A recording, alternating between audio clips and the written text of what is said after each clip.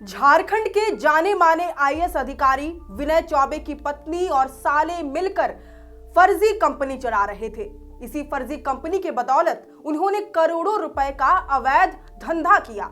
यही नहीं, इसी काले धन से उनकी पत्नी और साले ने फ्लैट भी खरीदा जिसकी कीमत 80 लाख रुपए से भी अधिक थी। ये तमाम खुलासे एसीबी की जांच में हुए हैं। ऐसे में झारखंड में शराब और जमीन घोटाले के आरोपों में घिरे निलंबित आईएएस अधिकारी विनय कुमार चौबे की मुश्किलें अब और बढ़ती दिख रही हैं। पहले से एसीबी की हिरासत में चल रहे चौबे के खिलाफ जांच में ऐसे तथ्य सामने आए हैं जो करोड़ों रुपए के मनी लॉन्ड्रिंग और बेनामी संपत्ति के जाल की ओर इशारा करते हैं। एसीबी की जांच रिपोर्ट बताती है कि विनय चौबे की पत्नी स्वप्ना संचिता और उनके भाई क्षितिज त्रिवेदी से जुड़ी कंपनी ब्रह्मास्त्र एजुकेशन प्राइवेट लिमिटेड दरअसल एक शेल कंपनी है जिसका उपयोग शिक्षा के नाम पर काले धन को सफेद करने के लिए किया गया। अब इन तमाम खुलासों पर विस्तार से बात करें। सबसे पहले जोहार, आप देख रहे हैं लोकतंत्र 19 और मैं हूं आपके साथ अंशु।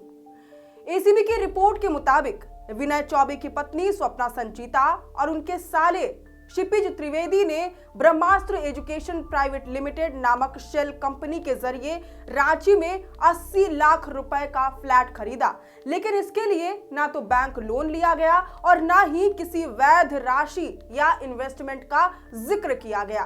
कंपनी के कागजों में भी इस फ्लैट का जिक्र नहीं है। जांच में साफ हुआ है कि यह फ्लैट अघोषित पैसे से खरीदा गया, यानी कंपनी को बेनामी संपत्ति छिपाने के लिए इस्तेमाल किया गया।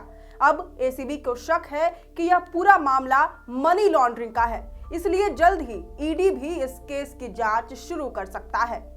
एसीबी की टीम ने यह भी पाया कि जिस फ्लैट को काले धन से खरीदा गया उसी को कंपनी का मुख्य दफ्तर बताया गया।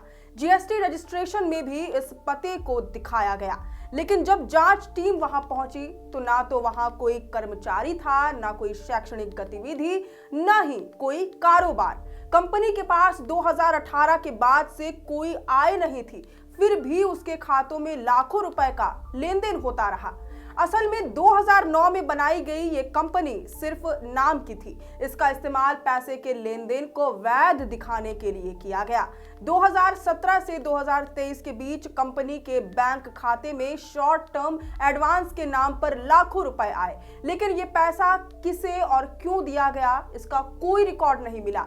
एसीबी का मानना है कि ये रकम फंड रूटिंग और लेयरिंग का हिस्सा थी, यानी अलग अलग खातों से पैसा घुमाकर काले धन सफेद करने की कोशिश की गई। एसीबी ने यह भी पाया है कि कारोबारी विनय सिंह की कंपनी नेक्स्टजेन ने स्वप्ना संचिता को कई करोड़ रुपए दिए थे। यह पैसा कंसल्टेंसी फीस के नाम पर दिया गया, लेकिन दोनों के बीच कोई कॉन्ट्रैक्ट या समझौता नहीं हुआ था। ऐसे में अब ये साफ हो रहा है कि आईएएस विनय चौबे, उनकी पत्नी, रिश्तेदारों और कारोबारी विनय सिंह के बीच पैसे का गहरा रिश्ता था। जांच एजेंसियों के मुताबिक जब हजारीबाग में भूमि घोटाला हुआ उस वक्त विनय चौबे वहीं के उपायुक्त थे। अब एसीबी के पास जो सबूत है उनसे साफ है कि यह सिर्फ घोटाले का नहीं बल्कि मनी लॉन्ड्रिंग का बड़ा नेटवर्क है। अब आने वाले दिनों में मामले में ईडी का भी हस्तक्षेप देखने को मिल सकता है। लिहाजा विनय चौबे समेत उनके पूरे परिवार और रिश्तेदारों समेत उनके करीबियों की मुश्किलें बढ़ने वाली हैं। खैर, अब इस पूरी रिपोर्ट पर आपकी क्या राय है ये हमें कमेंट करके जरूर बताएं। अगर आपको ये पूरी रिपोर्ट पसंद आई हो तो इस वीडियो को जरूर से लाइक और शेयर करें।